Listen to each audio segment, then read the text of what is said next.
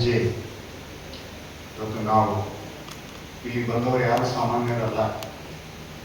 ತಮ್ಮ ತಮ್ಮ ಭಾಗಗಳಲ್ಲಿ ಬಸವ ತತ್ವವನ್ನು ತಲೆ ಮೇಲೆ ಹೊತ್ತು ನಡೆಸ್ತಕ್ಕಂಥ ಜನ ಇರೋದರಿಂದ ಇದನ್ನು ಮುನ್ನಡೆಸುವ ರೀತಿ ಹೇಗೆ ಅನ್ನುವ ವಿಷಯ ಮೊದಲಿದೆ. ಅಭಿಪ್ರಾಯ ರೂಪಿಸುವುದು ಹೇಗೆ, ಇದನ್ನು ಬರೋದಕ್ಕಿಂತ ಪೂರ್ವದಲ್ಲಿ ಲಿಂಗಾಯತ ಧರ್ಮದ ಬಗ್ಗೆ ಯಾವಾಗ ಲಿಂಗಾನಂದಪ್ಪ ಅವರು ಈ ವಚನಗಳ ನೆಲೆಯನ್ನ ಜನರಿಗೆ ತಿಳಿಸಕತ್ತಿದ್ರು, ಅಲ್ಲಿಂದ ಇಲ್ಲಿಯವರೆಗೆ ಜನಸಾಮಾನ್ಯರ ಅಭಿಪ್ರಾಯ ಲಿಂಗಾಯತದ ಬಗ್ಗೆ ಏನಿದೆ ಅಂತ ವಿಚಾರ ಮಾಡಿದಾಗ ನಾವು ಮಾಡಿದ ತಪ್ಪುಗಳನ್ನು ಸಹಿತ ನಾವು ನೆನಪಡ್ಕೋಬೇಕಾಗುತ್ತೆ.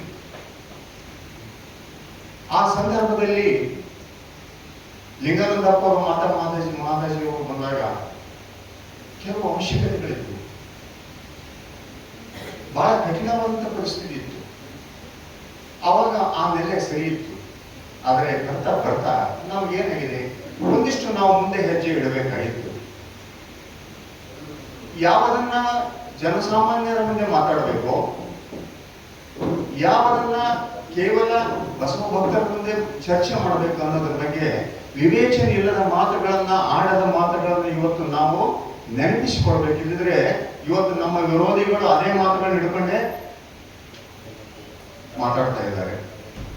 ಸರಿ, ನಾವು ಮೊದಲು ಪ್ರಾರಂಭ ಮಾಡೋದೇನು ಅಂತ ಹೇಳಿದ್ರೆ, ಈ ತತ್ವ ಗುಡಿ ಗುಂಡಾರಗಳನ್ನ ಅಲ್ಲಗಳೆಯುವ ತತ್ವ, ದೇವಸ್ಥಾನಗಳನ್ನ ದೇವರನ್ನ ಅಲ್ಲಗಳೆಯುವ ತತ್ವ ಇದೆ, ಇಲ್ಲ ಅಂತಲ್ಲ. ಆದ್ರೆ ಶರಣರ ವಚನಗಳಲ್ಲಿ ಯಾವ ಸ್ಥಳಗಳಲ್ಲಿ ಕಂಡು ಬರುತ್ತೆ, ಅವರು ಎಲ್ಲಿ ಹೇಳಿದ್ರೆ ಅದನ್ನ ಏನು ಗೊತ್ತಿಲ್ಲದಂತ ಒಬ್ಬ ವ್ಯಕ್ತಿಯ ಮುಂದೆ ಅವನು ಯಾವುದೋ ಒಂದು ದೇವಸ್ಥಾನದ ಮೇಲೆ, ಯಾವುದೋ ಒಂದು ಇದರ ಮೇಲೆ ನಂಬಿಕೆ ಇಟ್ಟಂತ ಒಬ್ಬ ವ್ಯಕ್ತಿ ಮುಂದೆ ತಗೊಂಡು ಹೋಗಿ ಇದನ್ನ ಹೇಳಿಬಿಟ್ರೆ ಅವನು ನಮಗೆ ಪರವಾಗ್ತಾನೋ ಅಥವಾ ವಿರೋಧ ಆಗ್ತಾನೋ? ನಾವು ಇಲ್ಲಿ ತನಕ ಮಾಡಿದ್ದೇನು? ನಮ್ಮನ್ನ ನಾವು ವಿಶ್ಲೇಷಣೆ ಮಾಡ್ಕೋಬೇಕು. ಸಮರ್ಥನೆ ಮಾಡ್ಕೊಳ್ಳೋದಲ್ಲ, ಎಲ್ಲದಕ್ಕೂ ಸಹಿತ ವಿಶ್ಲೇಷಣೆ ಮಾಡ್ಕೋಬೇಕು. ಆತ್ಮಾವಲೋಕನ ಬೇಕಾಗುತ್ತೆ. ಇಲ್ಲಿ ಆ ದೇವರಿಗೆ ನಾವು ಬೈದು ಮಾಡೋದ್ರ ಏನೈತಿ? ಆ ದೇವರಿಗೆ ಬೈಯುವುದರಲ್ಲಿ ನಮ್ಗೆ ಎಲ್ಲೋ ಒಂದ್ಸಲ ಅವ್ಯಕ್ತ ಆನಂದ ಆಗ್ತಿತ್ತು. ಆ ಅವ್ಯಕ್ತ ಆನಂದ ನಮ್ಮ ಅಹಂಕಾರದ ಇನ್ನೊಂದು ರೂಪ.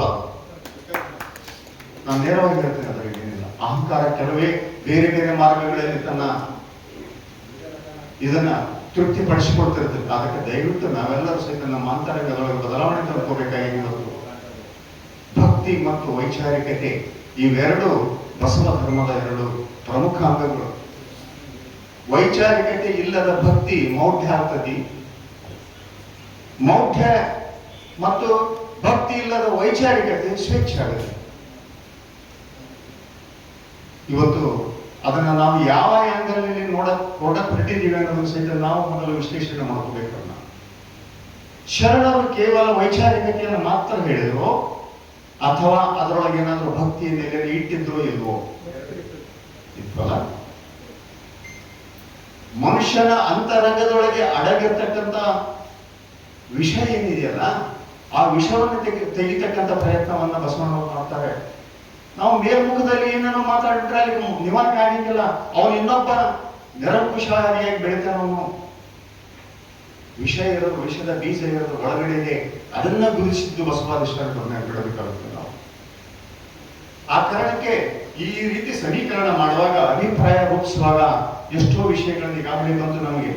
ಅಭಿಪ್ರಾಯ ರೂಪಿಸುವಾಗ ಜನರಿಗೆ ಇವತ್ತು ಮಠಾಧೀಶರ ವಿಷಯಗಳು ಬಂದಾಗ 480 ಮಠಾಧೀಶರನ್ನು ಮೈಸೂರಿನ ಚಿಕ್ಕದೇವರಾಯ ಶಿರಚ್ಛೇದನ ಮಾಡಿದ ವಿಷಯಗಳನ್ನ ನಾವು ಎಲ್ಲಿ ಮಾತಾಡಿಲ್ಲ, ಪಬ್ಲಿಕ್ ನಲ್ಲಿ ಹೇಳಿಲ್ಲ, ಎಲ್ಲಿ ಬಹಳ ಮಂದಿಗೆ ಗೊತ್ತೇ ಇಲ್ಲ ಅಲ್ವಾ? ಇದನ್ನ ನಾವು ಯಾಕೆ ಲಿಂಗಾಯತ ಮಠಾಧೀಶರ ಹುತಾತ್ಮ ದಿನ ಅಂತ ಯಾಕೆ ಮಾಡಬಾರ್ದು? ಅವ್ರ ಹೆಂಗೆ ಹಬ್ಬಗಳು ಮಾಡ್ಯಾರ ನೆನಪು ಮಾಡಿ ಕೊಡೋಣ. ಏನಾಗಿದೆ ನಮ್ಮ ದೌರ್ಜನ್ಯ ನಮ್ಮ ಮೇಲೆ ಅಂತೇಳಿ ಇದನ್ನ ಎಲ್ಲಿ ಮಾತಾಡಿದ್ರೆ ಕೆಲವೇ ಜನ, ಅವರಿಗೆ ಮಾತ್ರ ಗೊತ್ತಿದ್ದು, ಜನಸಾಮಾನ್ಯರಿಗೆ ವಿಷಯ ಗೊತ್ತಿಲ್ಲ. ಆ ಕಾರಣಕ್ಕೆ ಇಂತಹ ವಿಷಯಗಳು ನಮಗೇನು ಅನ್ಯಾಯ ಆಗಿದೆ ಅದರ ಬಗ್ಗೆ ಹೈಲೈಟ್ ಮಾಡೋದಕ್ಕೆ ಏನೇನು ಬೇಕು ಅದೆಲ್ಲವನ್ನ ನಿರೂಪಿಸಬೇಕಾಗ್ತದೆ ಇವತ್ತು ನಾವು. ಅದ್ರ ಬಿಟ್ಟು ಬೈಯೋದು ಬಿಡೋಣ ಸಾಕಿದನ. ಅವನು ಒಳಗೆ ಬಂದ ಮೇಲೆ, ಅವನು ಭಕ್ತನಾದ ಮೇಲೆ ಅವನಿಗೆ ಹೇಳೋಣ, ಇದು ಹಿಂಗೆ ಇದ್ದಿದ್ದು. ಲಿಂಗ ಅಂದ್ರೆ ನಿನ್ನೊಳಗಿನ ಬೆಳಕು, ಲಿಂಗ ಅಂದ್ರೆ ನಿನ್ನೊಳಗಿನ ದೇವ ಅಂತ ಆಮೇಲೆ ಹೇಳೋಣ.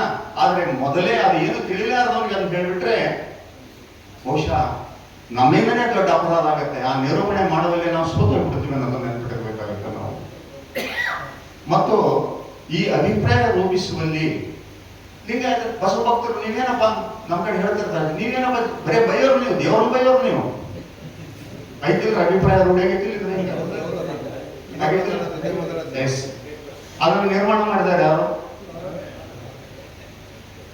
ನಾವು ಆತ್ಮಾವಲೋಕನ ಮಾಡ್ಕೋಬೇಕಂತ ಮಾತಾಡಕತ್ತೀನಿ ನಾನು. ಎಲ್ಲಿ ಹೇಳಬೇಕಾಗಿತ್ತು ಅಲ್ಲಿ ಹೇಳಬೇಕು, ಯಾವುದನ್ನು ಎಲ್ಲಿ ಹೇಳಬಾರ್ದು ಅದನ್ನು ಹೇಳಬಾರ್ದು. ಇದು ಒಂದು ತಾಂತ್ರಿಕ ಕರಿಯನ್ನು ನಾವು ಕಲ್ಕೊಳ್ಬೇಕಾಗ್ತದೆ. ಮತ್ತು ಮಾತಾಡುವಾಗ ಸಡನ್ ಆಗಿ ನಾವು ಕೆಲವೊಂದು ನಿರ್ಧಾರಗಳನ್ನ ಹೇಳ್ಬಿಡ್ತೀವಿ ನಾವು. ನಾನು ಈ ಸೆನ್ಸಸ್ ಇದಕ್ಕೆ ಹೋದಾಗ ಒಂದು ಗೌತಾಳ ಹತ್ರ ಒಂದು ಹಳ್ಳಿಗೆ ಹೋಗಿದ್ದೆ. ಒಂದು 5-6 ಜನ ಇದ್ದೀವಿ ನಾವು, ನಮ್ಮ ಜೊತೆಗಿದ್ದ ಬಂದಿದ್ದಾರೆ ಇವರು. ಅವ್ರ ಮನೆಯಲ್ಲಿ ಇದ್ರ ಬಗ್ಗೆ ಹೇಳ್ತಾ ಇದ್ವಿ, ಲಿಂಗಾಯತ ಸ್ವತಂತ್ರ ಧರ್ಮ ಆದ್ರೆ ಏನು ಉಪಯೋಗಗಳು ಅಂತಕ್ಕಂಥ ಹೇಳ್ತಕ್ಕಂಥ ಸಂದರ್ಭದಲ್ಲಿ ಒಂದು RSS ನ ಒಂದಿಷ್ಟು ಹುಡುಗರು ಬಂದರಲ್ಲಿ ಅವ್ರ ಮನೆಗೇನೆ ನೇರವಾಗಿ ನಮ್ಮನೆ ಪ್ರಶ್ನೆ ಮಾಡಕ್ ಬಂದು ಏನ್ ಸಾರ್ ನೀವು ಹಿಂದೂಗಳಲ್ಲ ಅಂತ ಹೇಳ್ತೀರಿ, ಈಗ ಬಂದು ಇದೆಲ್ಲ ಮನಸ್ಸು ಕೆಡ್ಸಕತ್ತೆ ನೀವು ಹಂಗೆ ಹಿಂಗಂತ ಹಳ್ಳಿ ಬರಲ್ಲ ಅದು ಶುರು ಮಾಡ್ಕೊಂಡು. ಮೋಸ್ಟ್ಲಿ ಆ ಮನೆ ಅವ್ರಿಗೆ ಬರ ಕೇಳಿದಂತೆ ಕಾಣ್ತೈತಿ. ಯಾಕಂದ್ರೆ ತಾನು ಹೇಳೋದಾಗ್ಲಾರ್ದ ಆ ಹುಡುಗರ ಕಡೆಯಿಂದ ಹೇಳಿಸೋರು. ನಾನು ಹೇಳಿದೆ, ನೋಡಪ್ಪ ಅದೇ ನಾವು ಹಿಂದೂಗಳು ಅಲ್ಲ ಅನ್ನೋದು ಯಾವ ರೀತಿ ಅಂದ್ರೆ, ಹಿಂದೂ ಧರ್ಮೀಯರಲ್ಲ, ನಾವು ಸ್ವತಂತ್ರ ಧರ್ಮೀಯರು. ಭೌಗೋಳಿಕವಾಗಿ ನಾವೆಲ್ಲ ಭಾರತೀಯರೆಲ್ಲ ಹಿಂದೂಗಳೇ ಅಂತಕ್ಕಂಥದ್ದು ಹೇಳಿದೆ. ಹಾಗಾದ್ರೆ ಮತ್ತೆ ಧರ್ಮ ಅಲ್ಲ ಅಂತಾರೆ ನೀವು. ಹೌದು, ಖಂಡಿತ ಧರ್ಮ ಅಲ್ಲ, ಹಿಂದೂ ಅನ್ನೋದು ಧರ್ಮ ಅಲ್ಲ. ನಿಮ್ಮಲ್ಲಿ ಹೇಗೆ ನಿಮ್ಮ ಅಮಿತ್ ಶಾ ಏನಿದಾರಲ್ಲ ಜೈನ ಧರ್ಮೀಯನಾಗಿದ್ರು ಸಹಿತ ಹಿಂದೂ ಹೋಗಿಲ್ಲ ಅಂತ ಜೈನ ಧರ್ಮ ಇಲ್ಲ. ಅಮಿತ್ ಶಾ 2014ರಲ್ಲಿ ಮೋದಿಯವರಲ್ಲ ಅವ್ರಿಗೆ ಸ್ವತಂತ್ರ ಧರ್ಮ ಕೊಟ್ಟವರು. ಅದ್ರಂಗೆ ನಾವು ಈ ರೀತಿ ಮಾತಾಡಿದ್ರೆ ಅವ್ರ ಮಾತುಗಳಿಗೆ ಮುಂದೆ ಹೋಗಕ್ಕಾಗಲಿಲ್ಲ. ನಾವು ಸಹಿತ ಭೌಗೋಳಿಕವಾಗಿ ಹಿಂದೂಗಳು, ಧಾರ್ಮಿಕವಾಗಿ ಸ್ವತಂತ್ರರು. ಈ ನೆಲೆಯಿಂದ ಯಾಕಂದ್ರೆ ಬಹಳ ಚಾಕಚಕ್ಯತೆಯಿಂದ ನಿರ್ಮಾಣ ಕೇಳಬೇಕಾಗ್ತದೆ ಇದನ್ನ. ಮತ್ತು ಕೆಲವು ಕರಡಿ ಗುಡ್ಡ ಅಂತ ಒಂದು ಹಳ್ಳಿ, ಅಲ್ಲಿ ಕೂಡ ಒಂದು ಅನುಭವ ಆಯ್ತು. ಅದು ನಮ್ಮ ಶಿವಾಚಾರ್ಯ ಸಂತತಿಯ ಮಠ. ಅದು ಆತ ನಮ್ಗೆ ಜಾಗ ಕೊಡಬೇಕಾದ್ರೂ ಸಹಿತ ಯಾವ ಊರಿನ ಹಿರಿಯರ ಒತ್ತಡ ಕೊಟ್ಟಿದ್ದ. ಅಲ್ಲಿ ಒಬ್ಬ ಸ್ವಾಮಿಗಳಿದ್ರು. ಅವರು ಸ್ವಾಮಿಗಳು ಮಾತಾಡ್ತಾ ನಮ್ದೆಲ್ಲ ವಿಷಯಗಳು ಹೇಳ್ತಾ ಇದ್ವಿ. ಲಿಂಗಾಯತ ಸ್ವತಂತ್ರ ಧರ್ಮ ಆದ್ರೆ ಏನು ಲಾಭಗಳಿದೆ ಅಂತ ಮಾತಾಡುವಾಗ, ಹಾಗಾದ್ರೆ ವೀರಶೈವ ಇಲ್ಲೇನ್ರಿ ಅದ್ರಾಗ ಅಂತ ಕೇಳಿದ್ರು ಸ್ವಾಮಿಗಳು. ಇದಾಗಿದ್ದ ಘಟನೆಗಳು ಲೈವ್ ಎಕ್ಸಾಂಪಲ್ ಹೇಳ್ತಿದ್ದೀನಿ ನನಗೆ.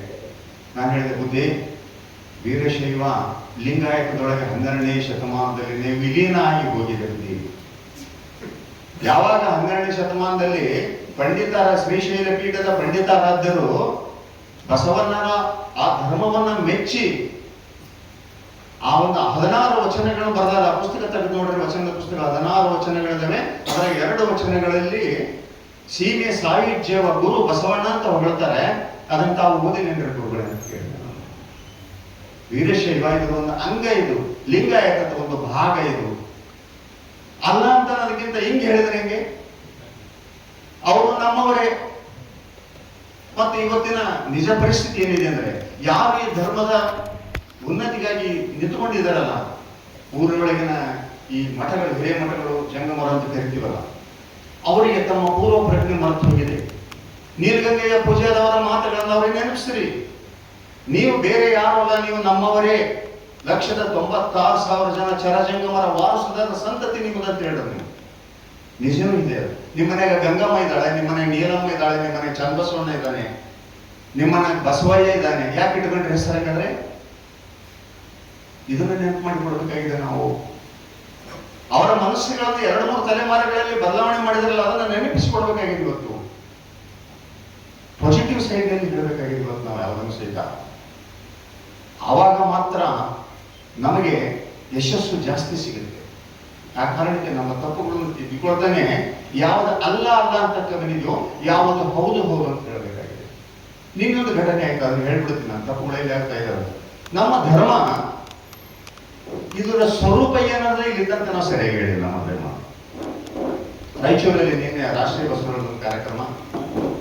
ಆ ಕಾರ್ಯಕ್ರಮದಲ್ಲಿ ನಾನು ಮಾತಾಡುವಾಗ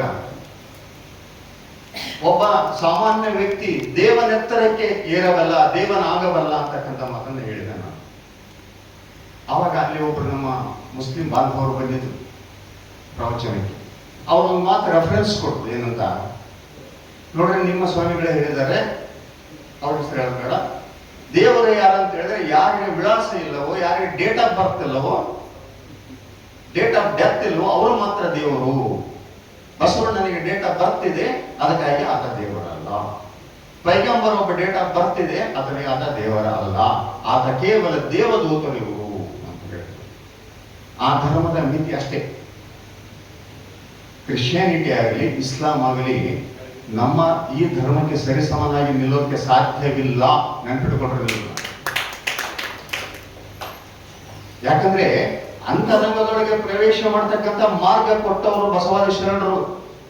ಹರಿಹರ ಬ್ರಹ್ಮ ದೇವಾನು ದೇವತೆಗಳಿಗೂ ಸಹಿತ ನಿಲುಕದ ಧರ್ಮ ಅಂತ ವಚನಗಳಲ್ಲಿ ಬರುತ್ತೆ ಅಂತ ಹೇಳಿದ್ಮೇಲೆ, ನೀನೇ ದೇವನಾಗಬಲ್ಲೆ, ನಿನ್ನ ಅಂತರಂಗದೊಳಗೆ ಆ ಬೆಳಕನ್ನು ಹರಿಸಿಕೊಂಡು ಇಷ್ಟಲಿಂಗದ ಮೂಲಕ ನೀನೇ ದೇವನಾಗಬಲ್ಲೆ, ಒಬ್ಬ ವ್ಯಕ್ತಿಯನ್ನು ದೇವನೆತ್ತರಕ್ಕೆ ಏರಬಲ್ಲ, ನಿನ್ನ ಭಾವಕ್ಕೆ ಅಂತ ವಿಸ್ತಾರದ ನೆಲೆ ಇದೆ ಅಂತ ಹೇಳ್ತಕ್ಕಂಥ ನಮ್ಮ ಧರ್ಮ. ಅದ್ರ ಬಗ್ಗೆ ನಾವು ಏನು ಹೇಳೋದಿಲ್ಲಲ್ಲ. ಅವ್ರು ಮಾತಾಡಿದಾಗ ಚಪ್ಪಾಳೆ ಹೊಡೆದಿರಲ್ಲ, ಅವರು ಸುಮ್ಮನೆ ಎದ್ದು ಬಂದ್ವಿ. ನಾನು ಮತ್ತೆ ಹೇಳಿದೆ, ಸತ್ಯನೇ ಅವರು ತಾಯಿಯವರು ಬರೆದ್ರು, ಸುಮ್ಮನೆ ಕೇಳ್ತಾ ಇದ್ರಲ್ಲ ಅವರೇ, ಇದಕ್ಕೇನಾದರೂ ಎಕ್ಸ್ಪ್ಲೇಷನ್ ಕೊಡಿ ನೀವು. ನಮ್ಮ ಪರಿಸ್ಥಿತಿ ಹೆಂಗಾಗಿದೆ ಅಂದ್ರೆ, ಯಾರಾದ್ರೂ ಅನ್ಯ ಧರ್ಮೀಯರು ಬಂದು ಮಾತಾಡ್ಬಿಟ್ರೆ ಚಪ್ಪಾಳೆ. ನಮ್ಗೆ ಇದಕ್ಕಿಂತ ಮುಂದಿನ ಹೆಜ್ಜೆ ಇದೆ, ಅವ್ರನ್ನ ಗೌರವಿಸೋಣ, ಅವ್ರನ್ನ ಪ್ರೀತಿಸೋಣ, ಅವರ ಮಾತುಗಳನ್ನ ಕೇಳೋಣ. ನಿಜ ಇಲ್ಲ ಅಂತಲ್ಲ. ದೇವಾನು ದೇವತೆಗಳು, ಋಷಿಮುನಿಗಳು, ಋಷಿ ಸಂತತಿ ಎಲ್ಲರೂ ಸೋತು ಹೋದಂತ ಆ ಶಿವನ ನೆಲೆಯನ್ನ ಹಿಡಿಯೋದಕ್ಕೆ ಸಾಧ್ಯ ಆಗಿದ್ದಿಲ್ಲಲ್ಲ. ಆ ಶಿವಾಚಾರದ ಘನವನ್ನ ಎತ್ತಿ ತೋರಿಸಿದವರು ಯಾರಂದ್ರೆ ಅದು 12ನೇ ಶತಮಾನದ ಶತಮಾನ. ವಚನಗಳಲ್ಲಿ ಬರ್ತಾವಲ್ಲ ನೋಡ್ರಿ, ವಚನಗಳನ್ನ ಇದಾವೆ ವಚನಗಳು. ಮತ್ತೆ ಈ ನೆಲೆಯನ್ನ ಎಲ್ಲಿಯಾದ್ರೂ ಕಡೆಗೆ ಅಟ್ಲೀಸ್ಟ್ ಉಳಿದಲ್ಲಿ ಸಾಮಾಜಿಕವಾಗಿ ತಿಳಿಲಿಕ್ಕೆ ಹೊರಗಡೆ ಇದ್ದಾಗ, ಆದ್ರೆ ನಮ್ಮದೇ ವಲಯದಲ್ಲಿ ಕೂಡಿದಾಗ ನಾನು ಹೇಳೋಣ ಅಂತ. ಅದಕ್ಕಾಗಿಯೇ ಕ್ರಮಟಗಳನ್ನು ಮಾಡೋಣ. ಕ್ರಮಟಗಳಲ್ಲಿ 2 ಭಾಗ ಹೇಳಬೇಕು. ಒಂದು ಸಾರ್ವಜನಿಕರಿಗೆ ಏನ್ ಹೇಳಬೇಕು, ಒಂದು ಅದರ ಒಳಗೆ ಬಂದವರಿಗೆ ಏನ್ ಹೇಳಬೇಕು. ಈ ವಿಭಾಗಗಳನ್ನು ಮಾಡ್ಕೊಳ್ಳಬೇಕಾಗುತ್ತೆ. ನಾವು ಆಧ್ಯಾತ್ಮಿಕ ನೆಲೆನೇ ಇಲ್ಲ ಬಸವ ತತ್ವದಲ್ಲಿ ಅನ್ನೋ ರೀತಿಯಲ್ಲಿ ನಾವು ಪ್ರತಿಪಾದನೆ ಮಾಡಿದಂತ ಹೋದ್ರೆ ಉಳಿದ ವಚನಗಳಿಗೆ ಏನ್ ಮಾಡೋದು ಹೇಳ್ಬೇಕಾದ್ರೆ, ಇವತ್ತು ಏನಾಗಿದೆ, ಇವತ್ತು ಇದ್ರ ಬಗ್ಗೆ ಆಲೋಚನೆ ಮಾಡಬೇಕಾಗಿದೆ ನಾವಲ್ಲ. 2 ಭಾಗಗಳೇನಿದಾವಲ್ಲ ಅದಕ್ಕೆ ಸರಿ ಸಮನಾದ ಪ್ರಾಧಾನ್ಯತೆಯನ್ನು ಕೊಡಬೇಕಾಗ್ತದೆ ಇವತ್ತು. ಅದಕ್ಕಾಗಿ ನಾವೆಲ್ಲರೂ ಸಹಿತ ಇದನ್ನ. ಮತ್ತು ಇನ್ನೊಂದು ವಿಶೇಷ ನೆನಪು ಮಾಡ್ಕೋಬೇಕೇನಂದ್ರೆ, ಬಸವಣ್ಣನವರ ಸಮೀಪ ಅನುಭವ ಮಂಟಪಕ್ಕೆ ಬಂದವರು ಒಂದೇ ಧರ್ಮದವರಾಗಿದ್ರ. ಮರಳಶಂಕರ ದೇವ ಸೂಫಿ ಸಂತ, ಶೈವ ಪಂಥದ ಕಾಶ್ಮೀರದ ಅರಸು ಬರ್ತಾನೆ, ಸಿದ್ಧ ಪಂಥದವರು ಬರ್ತಾರೆ, ನಾಥ ಪಂಥದವರು ಬರ್ತಾರೆ, ವೈಷ್ಣವ ಪಂಥದ ಗುಪ್ತ ಮಂಚಣ್ಣ ಬರ್ತಾರೆ. ಅವರಿಗೆ ಧರ್ಮ ಗೊತ್ತಿದ್ದಿಲ್ಲೇನು? ಅವರಿಗೆ ಮೊದಲು ಸಾಧನೆ ಇರಲಿಲ್ಲೇನೋ? ಇತ್ತು. ಯಾಕೆ ಬಂದ್ರು? ತಮ್ಮ ಮೂಲ ಧರ್ಮವನ್ನ ಬಿಟ್ಟು ಯಾಕೆ ಬಂದ್ರು? ಇದು ನಮ್ಮ ಶರಣರ ವಿಶೇಷತೆ ನೆನಪಿಟ್ಕೋಬಹುದು. ನಾವು ಇದನ್ನ ಮಾತಿನ ಪ್ರಸ್ತಾಪ ಮಾಡಬೇಕಾಗ್ತದೆ ನಾವು. ಯಾಕಂತ ಹೇಳಿದ್ರೆ, ಎಲ್ಲಿ ಯಾವ ಧರ್ಮ ಶಿವಾಚಾರದ ಘನವನ್ನ ಸಂಪೂರ್ಣವಾಗಿ ಎತ್ತಿ ಹಿಡಿಯಲಿಕ್ಕೆ ಸಾಧ್ಯ ಇದ್ದಿಲ್ಲವೋ ಅದನ್ನ ಅರಿತು ತಮ್ಮ ಆ ತನ್ನೊಳಗೆ ಆ ಮಹಾ ಬೆಳಕನ್ನು ವಿಸ್ತರಿಸಿಕೊಡೋದಕ್ಕೆ ಬಂದರಲ್ಲಿಗೆ. ಅದೇ ವಿಶೇಷತೆ ನಮ್ಮ ಶರಣ ಧರ್ಮದ ವಿಶೇಷತೆ. ಕಾಯಕ ಜೀವಿಗಳು ಕಾಯಕದಲ್ಲಿ ದೇವನಿದ್ದಾನೆ ಅಂತ ಹೇಳಿದಾಗ ತಮ್ಮ ಕಾಯಕದಲ್ಲಿ ದೇವ ಪೂಜೆಯನ್ನ ಮಾಡಿದ್ರು, ದೇವನನ್ನ ಕಂಡರು. ಜೊತೆಗೆ ಇನ್ನ ಉಳಿದ ಎಲ್ಲಾ ಧರ್ಮಗಳು ಬಸವಣ್ಣನ ಅನುಭವ ಮಾಡ್ಕೊಂಡು ಬರ್ತಾರೆ. ಇದು ಪ್ರಪಂಚದಲ್ಲಿ ಎಲ್ಲಿಯೂ ನಡೆಯದ ವಿಶೇಷತೆ ಇದೆ.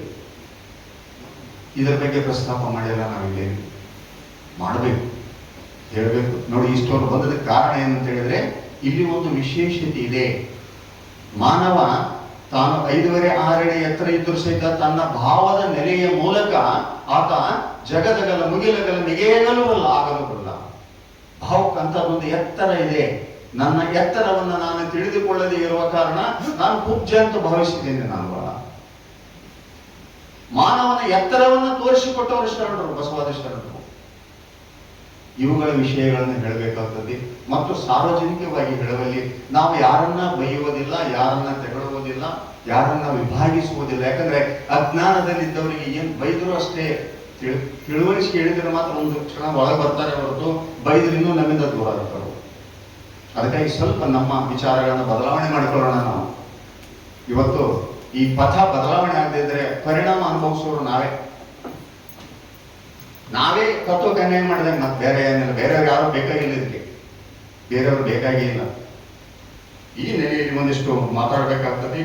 ಮತ್ತು ಈ ಇಲ್ಲಿ ತನಕ ಬಂದಂತಹ ದೇವದೂತರೇನು ಕ್ರಿಸ್ತ ಪೈಗಂಬರ್ ಇವರೆಲ್ಲ ಅವರು ದೇವದೂತರಂತೆ ಕರ್ಕೊಂಡಾರೆ ಹೊರತು ಮೂಲ ನಾನು ದೇವನಲ್ಲದೆ ನೀ ದೇವನೇ ಅಂತಕ್ಕಂಥ ಅಲ್ಲವರ ಮಾತಿಗೆ ಅಲ್ಲಿ ಆ ಸ್ಥಾನ ಇಲ್ಲ ಆ ಧರ್ಮಗಳಲ್ಲಿ. ಅದಕ್ಕಿಂತ ಉನ್ನತವಾದಂತಹ ಒಂದು ಧರ್ಮ ಅಂತಕ್ಕಂಥದನ್ನ ಎಲ್ಲೆಲ್ಲಿ ಅವಶ್ಯಕತೆ ಇದೆ ಅಲ್ಲಿ ಮಾತ್ರ ಹೇಳಬೇಕು. ಸಾರ್ವಜನಿಕ ವಲಯದಲ್ಲಿ ಹೇಳಕ್ ಬರಲಿಲ್ಲ.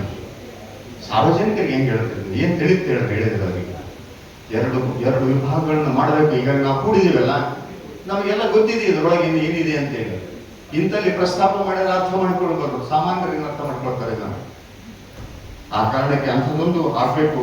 ಹಾಗೂ ಲಿಂಗಾಯತ ಸ್ವತಂತ್ರ ಧರ್ಮ ಇತ್ತು 1871 ಅನ್ನೋದನ್ನ ನಾವು ಎಲ್ಲಿ ಸಹಿತ ಹೆಚ್ಚು ಪ್ರಚಾರ ಮಾಡಿಲ್ಲ, ಬಹಳ ಮಂದಿ ಗೊತ್ತೇ ಇಲ್ಲ. ಅದಕ್ಕಾಗಿ ಲಿಂಗಾಯತ ಧರ್ಮ ಸ್ವತಂತ್ರ ದಿನ ಅಂತೇಳಿ ಒಂದು ಆ ದಿನಾನೇ ಮಾಡಕ್ ನೋಡಿ. ಹಿಂದೆಲ್ಲ ಹಬ್ಬಗಳು ಕೊಟ್ಟಾರ ಅವರೆಲ್ಲ ಸನಾತನಿಗಳು, ವೈದಿಕರು ಯಾವ ರೂಪದಲ್ಲಿ ಇದಾವೆ ನೋಡ್ರು. ಅವರ ಧರ್ಮವನ್ನ ಗಟ್ಟಿಗೊಳಿಸೋದಕ್ಕೆ ಕೊಟ್ಟಂತ ಹಬ್ಬನಾಚರಣೆಗಳು, ಅದನ್ನು ನಾವು ಆಲ್ಟರ್ನೇಟಿವ್ ಕೊಡೋಣ. ಇದು ಬೇಕಾಗ್ತದೆ. ಮತ್ತು ಜೊತೆಗೆ ನಮಗೆ ಯಾವುದನ್ನ ಹೇಳಬೇಕಾಗಿದೆ ಅನ್ನೋದನ್ನ ಈಗಾಗಲೇ ನಾವು ಮಾತಾಡಿದ್ವಿ. ಈಗ ಶರಣರು ಹೇಳಿದ್ರು ಅದು ವೈಚಾರಿಕತೆ ಹಿನ್ನೆಲೆಯಲ್ಲಿ ಸರಿ ಇದೆ, ಅದನ್ನು ಹೋಗ್ಬೇಕು. ಎರಡು ಒಂದು ಕಾಯಿನಿಗೆ ಹೆಂಗೆ ಎರಡು ಮುಖಗಳು, ಆ ಮುಖಗಳನ್ನ ನಾವು ಪ್ರಸ್ತಾಪ ಮಾಡ್ತಾ ಹೋದಂಗೆಲ್ಲ ಮಾತ್ರ ಎಲ್ಲ ಸಮುದಾಯಗಳನ್ನು ನಮ್ಮ ಜೊತೆ ಬರಕ್ಕೆ ಸಾಧ್ಯ ಇದೆ. ಇಲ್ಲ ಅಂತಂದ್ರೆ ಒಂದೇ ಮುಖ ಆಗಿಬಿಟ್ರೆ ಒಂದು ಲೇಬಲ್ ಅಂಟಿಸರಲ್ಲ ನಿಮಗೇನಂತ, ನೀವು ಬೈಯುವವರು. ಬಸವಾದಿ ಶರಣರ ತತ್ವ ಹೇಳೋದ್ರಿಂದ ಯಾರಂದ್ರೆ ನೀವು ಬೈತಿರಪ್ಪ ಎಲ್ಲರನ್ನ, ಅದು ಬೇಡ, ಆ ಲೇಬಲ್ ತಕ್ಕೊಳ್ಳೋಣ. ಸತ್ಯವನ್ನು ಹೇಳ್ತಕ್ಕಂಥ ನೆಲೆಗೆ ಹೋದಾಗ ಮಾತ್ರ ಮುಂದಿನ ದಿನಮಾನಗಳಲ್ಲಿ ಇದು ಬೇಗ ಸರಿಪಡಿಸ್ಬೋದು, ಏನು ತೊಂದರೆ ಇಲ್ಲ ಅಂತದೇನು ದೊಡ್ಡ ಸಮಸ್ಯೆ ಏನಿಲ್ಲ ಇದರೊಳಗೆ. ಈ ನೆಲೆಯಲ್ಲಿ ಮುಂದುವರಿಬೇಕು ಅಂತಕ್ಕಂಥದ್ದು ನನ್ನ ಕೋರಿಕೆ. ಯಾಕಂದ್ರೆ ಬಹುಶಃ ಕೆಲವು ಆತ್ಮಾವಲೋಕನದ ಮಾತುಗಳನ್ನು ಆಡಿಕೊಳ್ತಿದ್ರೆ ನಾವು ಎಲ್ಲೋ ಒಂದು ಕಡೆ ಎಡುತ್ತೀವಿ. ಆ ಎಡೋದು ಬೇಡ ಅನ್ನೋ ಕಾರಣಕ್ಕೆ ನಾನು ನನ್ನ ಒಂದೆರಡು ವಿಷಯಗಳನ್ನು ಹಂಚಿಕೊಂಡಿದ್ದಾನೆ. ಹಾಗೂ ತಾಂತ್ರಿಕ ವಿಭಾಗದಲ್ಲಿ ಹೇಳಿದಾಗ ನಾನು IT ಸೆಲ್ ಬಗ್ಗೆ ನಾನು ಮೊನ್ನೆ ಅರುಣ್ ಸರ್ ಜೊತೆ ಮಾತಾಡಿದೆ. ನಮಗೊಂದು IT ಸೆಲ್ ಬೇಕು. ಯಾವುದೋ ಒಂದು ವಿಷಯ ನಮ್ಮ ವಿರೋಧಿಗಳು ಪ್ರಸ್ತಾಪ ಮಾಡಿದಾಗ ಅದನ್ನು ಸಮರ್ಥಿಸುವುದಕ್ಕೆ ನಮಗೆ ಒಂದು IT ಸೆಲ್ ಬೇಕು. ಅದಕ್ಕೊಂದಿಷ್ಟು ಸಂಪನ್ಮೂಲಗಳು ಬೇಕು. ಅದಕ್ಕೆ ಹೇಳಿದ್ರು ಅವ್ರು ಏನೇನು ಬೇಕಾಗುತ್ತೆ ಅಂತೇಳಿ. ಆದರೆ ಇವತ್ತು ನಮ್ಮ ಬಸವ ಭಕ್ತರಾಗಲಿ, ನಮ್ಮ ಮಠಗಳಾಗಲಿ ಅದಕ್ಕೆ ಮನಸ್ಸು ಮಾಡಬೇಕಾಗ್ತದೆ. ಆದರೆ ಏನಾಗಿದೆ, ಅದಕ್ಕೆ ಈ ಹೆಜ್ಜೆ ಇಡೋದು ಹೋದ್ರೆ ತೊಂದರೆಗಳು ಬರ್ತಾವ. ಯಾಕಂತ ಹೇಳಿದ್ರೆ ಪ್ರಾಮಾಣಿಕತೆ ಏನಿದೆಯಲ್ಲ, ಅಂತರಂಗದ ಪ್ರಾಮಾಣಿಕತೆ ಕೊರತೆ ಏನಾಗಿದೆ ನಮ್ಮನ್ನ ಈ ತರಕ್ಕೆ ನಿಲ್ಲಿಸಿದೆ. ಯಾವಾಗ ನಮಗೆ ಮುಗುತ್ತಂದ್ರೆ ಬಸವನ ಅಂತರಂಗದೊಳಗೆ ಇದ್ದಾನೆ, ಇದು ಸಾರ್ವಜನಿಕ ಹಣ, ಇದು ಸಾರ್ವಜನಿಕ ಸಂಪತ್ತು ಅನ್ನುವ ಸತ್ಯದ ನೆಲೆ ನನ್ನೊಳಗಿದ್ರೆ ನಾನು ಎಲ್ಲಿ ಪದವಿಗಳಿಗೆ ಹೋರಾಡೋದಿಲ್ಲ. ನನಗೆ ಅಧ್ಯಕ್ಷ ಪದವಿನೂ ಬೇಕು, ಕಾರ್ಯದರ್ಶಿ ಪದವಿನೇ ಬೇಕು. ನನ್ನ ಕರೀಲಿಲ್ಲ, ನನ್ನ ಸನ್ಮಾನ ಮಾಡಲಿಲ್ಲ, ಮೊದಲು ಈ ತೆರೆಯನ್ನು ತೆಗಿಬೇಕು ನೋಡ್ರಿ ನಾವೆಲ್ಲರೂ. ಇದಿದ್ರೆ ಮಾಡೋಕ್ಕಾಗಲ್ಲ. ನನಗೆ ಗೌರವಿಸಲಿಲ್ಲ, ನನಗೆ ಗುರುತಿಸಲಿಲ್ಲ, ಎಲ್ಲ ಬೇಡ. ನಾನು ಮಾಡ್ತಾ ಇರೋದು ಸೇವೆ, ಬಸವ ಸೇವೆ ಹೊರತು ಬೇರೆ ಏನಲ್ಲ ಅನ್ನೋ ಭಾವದಲ್ಲಿ ಮಾಡಿದ್ರೆ ಮಾತ್ರ ಈ ಧರ್ಮಕ್ಕೆ ಒಂದು ಚೌಕಟ್ಟು ಸಿಗುತ್ತೆ ಅಂತಕ್ಕಂಥ ಮಾತನ್ನು ಹೇಳ್ಕೊಂಡು ಮಾತು ಮುಗಿಸ್ತಾ ಇದ್ದೀನಿ. ಶರಣ. Thank you sir. ಲಿಂಗಾಯತ ಧರ್ಮದ ಬಗ್ಗೆ ಅಭಿಪ್ರಾಯ ರೂಪಿಸುವ ಬಗ್ಗೆ ಹೇಗೆ ಎಂಬ ವಿಷಯ ಬಗ್ಗೆ ಡಾಕ್ಟರ್ ಅಕ್ಕಿ ಬಸವೇಶ್ ಅವರು ಮತ್ತೆ ಬೀರುದ್ರಪ್ಪರು ಪೀಠಿಕೆ ಮತ್ತು ವಿಸ್ತಾರವಾಗಿ ತಿಳಿಸಿದ್ದಾರೆ. ಇದರ ಬಗ್ಗೆ ಸಂವಾದ ಕಾರ್ಯಕ್ರಮ ಇದೆ. ಶಿವರಾತ್ರಿಗಳಲ್ಲಿ ಬಂದಂತ ಸಭಿಕರಲ್ಲಿ ಒಂದು ಕೋರಿಕೆ ಅಂದರೆ ನಿಮ್ಮ ಹೆಸರು ಮತ್ತೆ